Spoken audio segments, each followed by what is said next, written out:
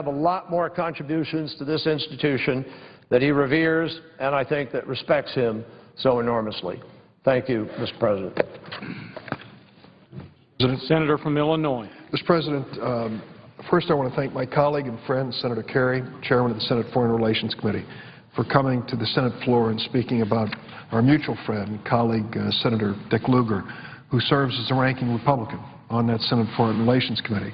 I'm a newcomer to that committee, but I'm not a newcomer to my knowledge of Dick Lugar. It preceded my arrival in the Senate 16 years ago when he was well known throughout the Midwest for his extraordinary service as mayor of Indianapolis, where he did something that was miraculous. He combined and made more efficient local units of government.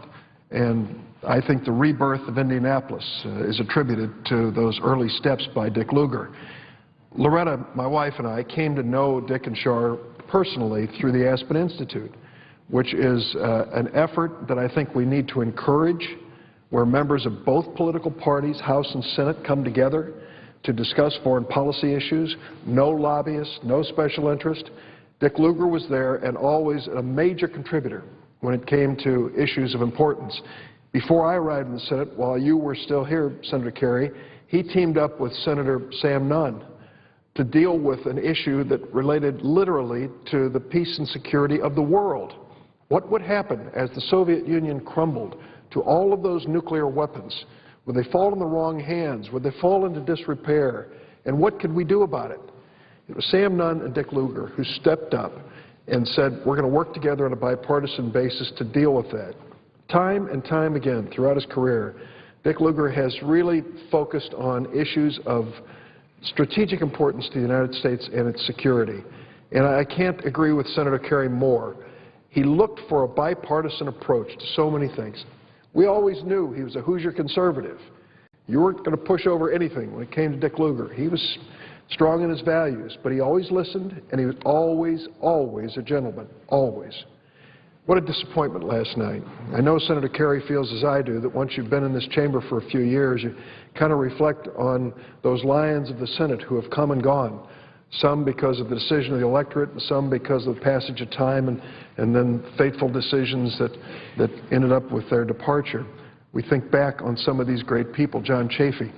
John Chafee and Dick Lugar were soulmates in terms of their view on the Republican side of the aisle about how you work across the aisle to get things done. Our mutual friend, and I know your personal, close personal friend, Senator Kennedy. Senator Kennedy's success has always reached across the aisle. I noticed that. And sometimes to the frustration of those on the Democratic side who said, we've got enough votes, Ted, we don't have to do this. He would reach across. Bob Byrd, who used to sit right next to where Senator Kerry's sitting now. You think, what will the Senate be like without these great lions? Well, the Senate will go on, but the question is, will we have learned from their example? Will we take their life and their career and build on it to make this a better place?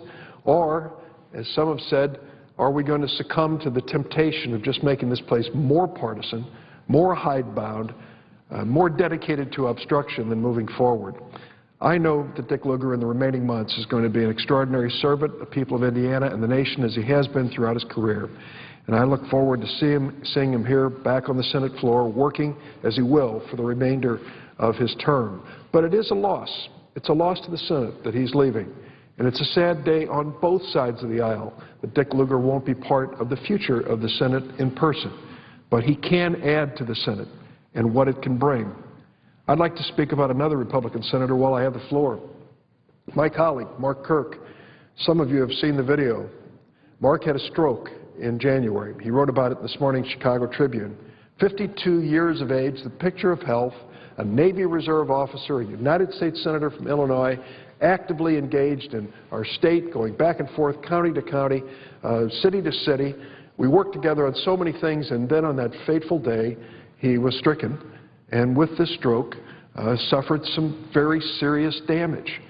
I was a little bit disturbed when his surgeon came out and said, well, here's what we can expect. You know, and I'm not going to go through the graphic details, but they were all sobering to think that he would be limited in any way by the stroke. And I was upset because I thought, he doesn't know Mark Kirk. That isn't going to happen. Mark is going to fight back. He is going to be back. and he is going to defy the odds in terms of stroke victims. Yesterday he released a video. It is inspiring, and I hope that everyone gets a chance to see it. I'm sure it's readily available, showing him going through rehab, showing the efforts that he's making to come back to the United States Senate.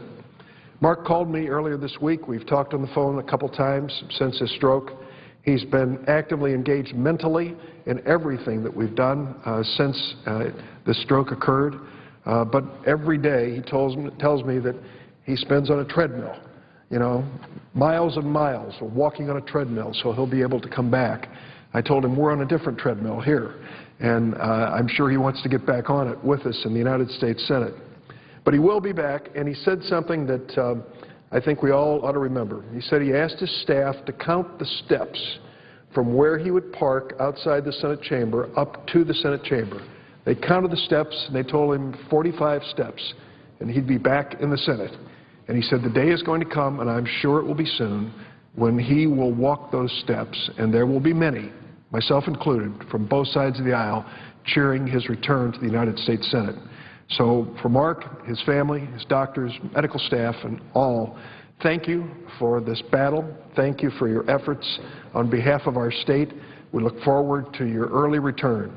Mark and I have a joint town meeting, Republican and Democrat, every Thursday morning, and the people sit there politely as we discuss issues and just love it when we disagree, because we do it without getting angry with one another. He'll be back soon, not only at those meetings, but also covering the state of Illinois as an effective, engaged United States Senator.